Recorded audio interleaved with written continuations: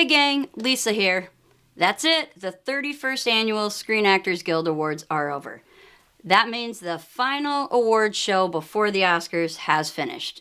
Now I understand I only got 4 out of 6 right, and there were a few surprises. Yet did those surprises impact the Oscars? No. No. Nope. Nope. Hell no. Nope, not at all. Now I get it. This might make it more of an Oscar race in this category, the lead actor type category, than the clean sweep we thought it would be.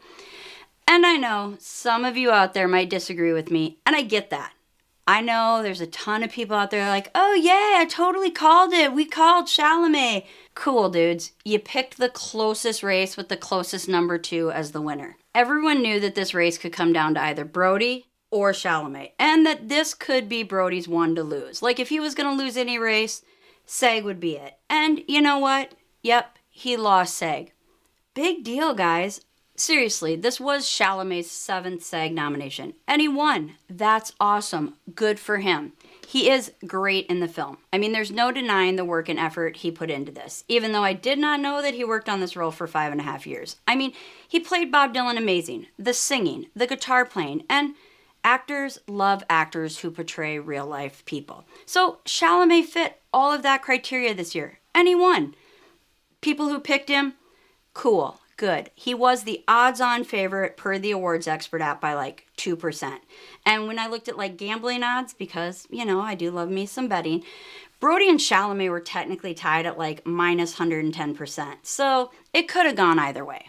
I understand what some people are thinking. But Lisa, this is going to have an impact on the Oscars, right? I mean, the acting branch is the largest voting branch in the Academy of Motion Pictures Arts and Sciences.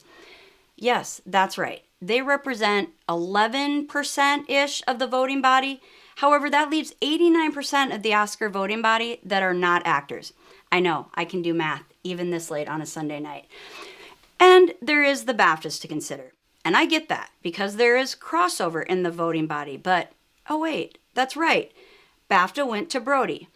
And it's fun that we think we might see some surprises next Sunday night at the Oscars, yet I don't think that the surprises will be in this category. I mean, I still think we might see some shockers, but not when it comes down to Brody winning the Oscar. My main reason for not thinking that Chalamet's win tonight at SAG impacts the Oscars is because of Brody's past with SAG, right? Like, he was nominated in 2003 for his role in The Pianist, and he lost to Daniel Day-Lewis, who, by the way, did win for his role of William Bill the Butcher Cutting in Gangs of New York, which is a fabulous film. Yet, when the two of them, Brody and Lewis, competed at each other in the Oscars, who won? Oh wait, yeah, that's right, Brody. And that year, Brody hadn't even won the BAFTA. He lost BAFTA to Lewis. This year, Brody does have BAFTA on his side. I love the SAG Awards. They're fabulous, and every year they provide entertainment. However, I don't think that these wins are going to impact the Oscars race. I mean, I guess you could say that the SAG Awards tonight solidified that Culkin and Saldana are going to win the supporting acting categories, and I'd have to agree with you there. Regarding actress in a lead role, though, I only saw SAG impacting it if Moore lost, which she won. So, you know what? By Moore winning, all it does is confirm what I've been saying since the Golden Globes. Hashtag Moore, Oscar win. I'm not discounting the people that think Mikey Madison's BAFTA win might mean something. Yet I don't see it. I mean, with all of Moore's wins, all of award season, right? Globes, Critics' Choice. I mean, she only lost the BAFTAs. Plus, we know that the Academy doesn't mind a body horror film because they nominated it for 5 Oscars. I definitely see the trajectory and her path to the podium for the Oscars. And everything that Moore has done campaigning. I mean, every amazing speech she gave, including tonight, even though tonight's didn't matter because, you know, Oscar voting had already ended, have done nothing more than convince voters to vote for her when it comes to the Academy. And if there were any undecideds that were kind of thinking between Madison and Moore, all of the speeches now made those voters go to Moore. And let's remember, Madison is young and will have many more opportunities. And I'm not saying the Academy has given the Oscar to Moore solely because of her age and her career, because I know that's what some of you are thinking out there. That's not my belief at all. I truly believe that people should get the Oscar for the work that they did. Given that, I truly believe that Moore's work in The Substance versus Mikey Madison's work in Anora is by far superior. I mean, both of their performances are great and dynamic, and there's no denying what they both did. Yet, when push comes to shove, how do you deny what Moore did with her role as Elizabeth Sparkle in The Substance? I mean, the hours and hours that she spent in makeup, the body work that was demanded of her, and how she pulls off the dialogue and emotion and the pure rawness throughout her entire performance. That is what makes the Oscar Moore's for the taking. And now let's get on to the two other categories. I mean, duders, did I not say in my SAG Final Predictions video that I have no idea what SAG is looking for when it comes to stunt ensemble?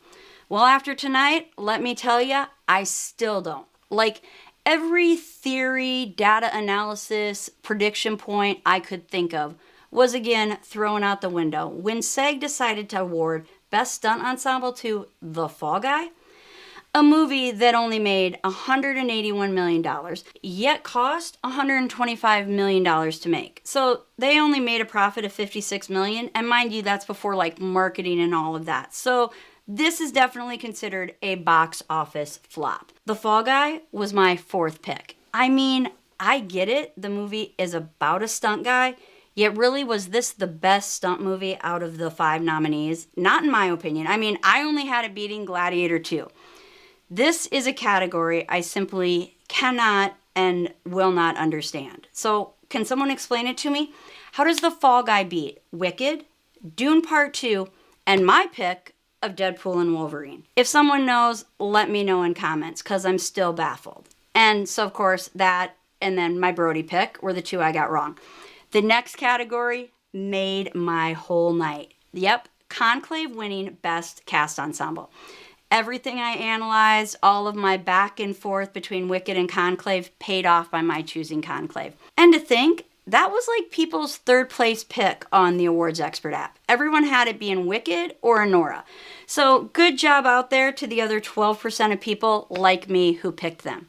There's just something about that cast in that movie. Conclave is fabulous, yet I don't think it would be the same without Fiennes, Rossellini, Tucci, and Lithgow. They make the whole movie.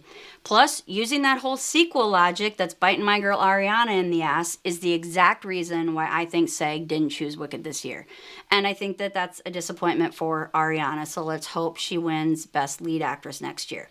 But like I said in my previous video, and I will reiterate it again and put it out there for the whole public to know, I am calling it right here and now that Wicked Part 2 For Good wins Best Cast Ensemble at the 32nd Annual SAG Awards next year. And as much as I love Wicked, I'm not mad they lost here. Not just because it made my predictions a little bit better, but because I think Conclave truly deserved it. Yet you know what the Conclave win did prove to me?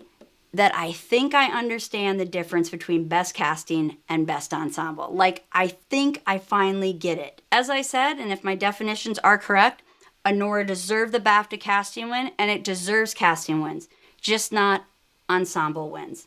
There it is, gang. My reaction to the SAG Awards and my opinion on its lack of impact to the Oscars. How did you guys do on tonight's picks? Were you as shocked as I was by best stunt ensemble? Also, do you think that these SAG Awards will have any impact on the Oscar predictions? Let me know. Let the comments begin. I would love to discuss. And please, make sure you like and subscribe and click the little bell for notifications because I'm going to be dropping all of my Oscar predictions here within the next couple of days. All of the films, all of the categories through my Oscar-obsessed ADHD point of view. Thanks, and until next time.